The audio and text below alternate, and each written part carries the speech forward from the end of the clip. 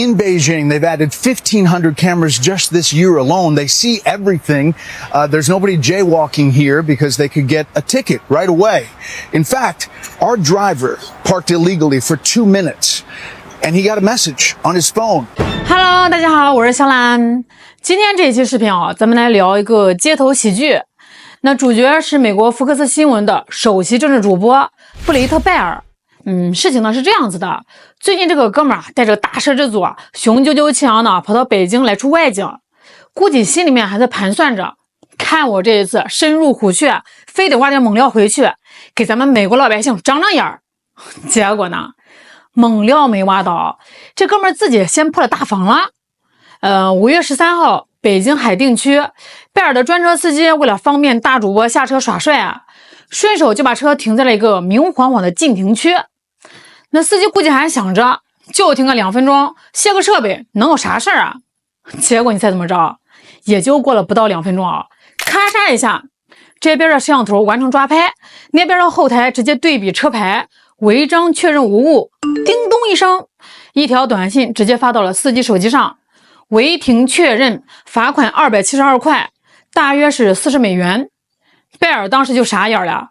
估计他心里面在想我堂堂的美国大主播呀，我才停了2分钟，你们的警察连面都没露，罚单就已经塞到我手里了，这还有没有王法了？这哥们儿受了这么大的委屈，那是绝对不能忍呀！他赶紧咧咧西装，对着全美的观众声泪俱下的讲了一个恐怖故事。他在他那个特别报道的节目里，用那种极其夸张阴森的语气说，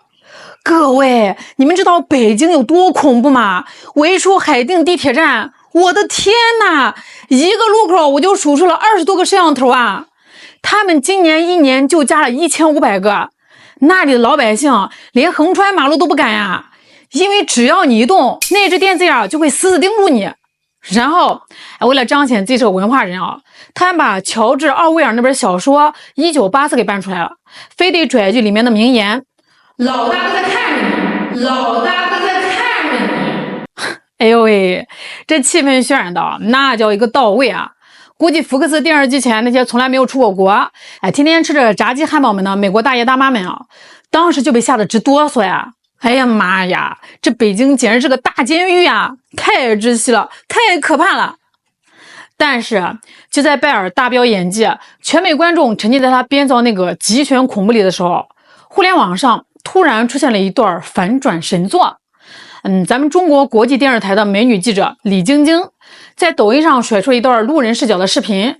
视频里拍的是啥呢？正是咱们这位刚刚在电视上控诉没有自由的拜尔大主播。只见那个画面里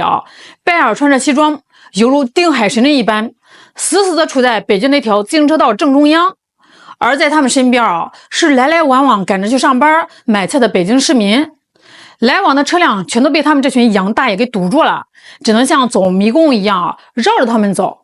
那现场有没有警察来赶他们？没有。有没有封路给他们搞特权？没有。有没有人上去抢他们的机器？通通没有。这个视频一发，短短几个小时，播放量直接破100万。这下好了，2个画面一对比，那味道直接就变了，简直是大型翻车打脸现场你这边在电视上哭天抹泪的抱怨北京的监控无孔不入，盯着我不放，那边你自己在现实里霸占公共自行车道，堵着老百姓的路拍节目，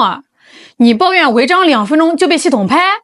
结果自己在马路中间耍威风的丑态，被路过老百姓的手机全方位无死角给记录下来了。网友们的评论那是直接炸了锅句句扎心。有网友就说这老外是不是有大病你自己违停被罚了，还怪摄像头太快，难道违章不该罚吗？分什么来头对被罚了怪监控，这是什么强盗逻辑这就好比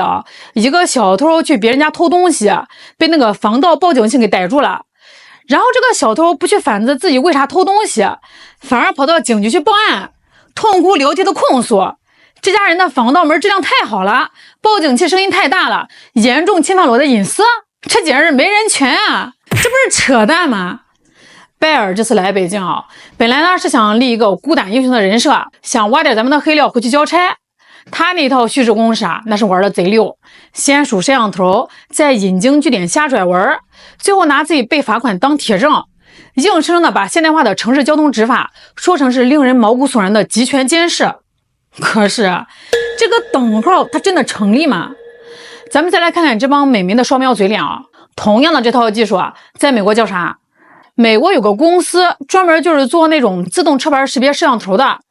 人家早就跟全美几千个警察局签了约啊，在美国的社区路口、大街小巷密密麻麻的装满了摄像头。美国 FBI 那个搞了10几年，花了将近10亿美元的下一代识别系统，里面的数据库存着几千万张美国人的脸啊，连那些当兵的、政府上班的，哪怕你没有犯过法你的脸也在里面存着。全美18000多个执法机构，24小时随时可以查你。还有那个更恐怖的数据公司，这家公司天天帮着美国的移民局开发追踪系统，用来定位那些他们想抓的人。那就在今年的4月份美国几十个国会议员联名写信抗议，说这个公司就是在监视美国老百姓。连纽约的议员都跑出来搞集会，抗议美国政府把这个监控技术当成武器来对付自己的公民。面对自己国家这么毫无底线的监控咱们这位拜尔主播和他的福克斯新闻是怎么说的？他们在节目里疯狂点赞，夸他们干得漂亮，夸摄像头让社区更安全，甚至还天在电视上呼吁要求给那个臭名昭著的无证监控法案续期。好家伙，同一张嘴，同一套技术在美国这叫维护公共安全，叫保护社区安宁。到了中国，到了北京，就突然变成了侵犯隐私、集权凝视了。咱们再来说一组数据打打他们的脸你们知道美国每1000人拥有多少个摄像头吗？大概是123台，而中国呢，大约是78台，差了将近1倍而且中国的摄像头基本上都在大马路上、公共区域，而欧美那些监控很多直接就安在私人住宅的周边，盯着你家的窗户。北京今年新增1500个摄像头，管的是一个2000多万人口、机动车超过600万辆的超级大城市I've been standing under 1, 2, 3 CCTV cameras, and for me, it doesn't matter. I mean, I've been living here for the past 6 years, and I can tell you one thing for sure. Here, we have 0 crime rate,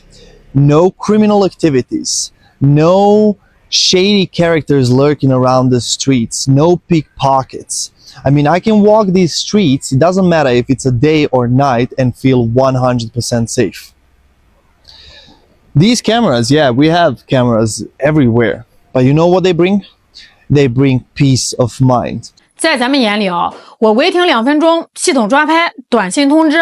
我直接在手机上点2下就能把罚款交了，这叫方便这叫高效。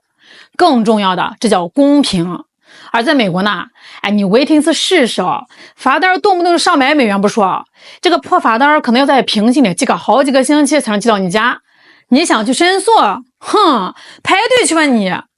所以回到拜尔那张40美元的罚单，他在节目里一直咬牙切齿的强调一个词儿，仅仅。我仅仅停了2分钟。各位，这个仅仅恰恰暴露这帮美国精英骨子里最肮脏的这小心思。就是在很多欧美国家交通执法有时候呢是一个看人下菜碟的模糊地带。你要是开一个豪车，或者说这个车上贴了一个什么特殊证件，再或者你跟那个开罚单的警察求情，抛个媚眼，人家可能就挥挥手让你走了。他们就是习惯了这种法外开恩的灰色空间。但是北京的电子眼吃这一套吗？电子眼不认识你是谁他不管你是开劳斯莱斯的还是50宏光，不管你是福克斯的超级主播还是送快递的张三李四，他没有感情，他不看人脸，他只看你的车轱辘是不是压在了禁停线上。这种不加任何区分的绝对公平，对于老百姓来说是天大的好事。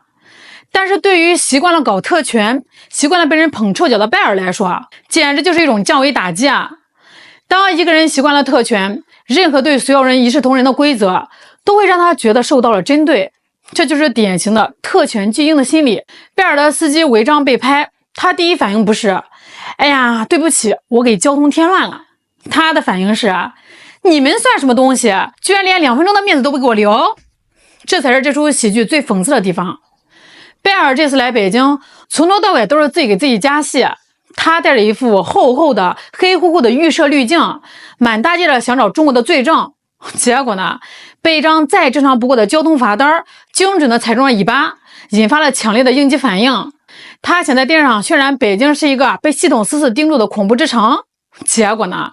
他自己在自行车道上霸道拦路，给老百姓添堵的丑态，反而成了最打脸、最尴尬的喜剧素材。这张40美元的罚单啊，罚的是他司机的违停，打醒的却是他那不可一世的傲慢。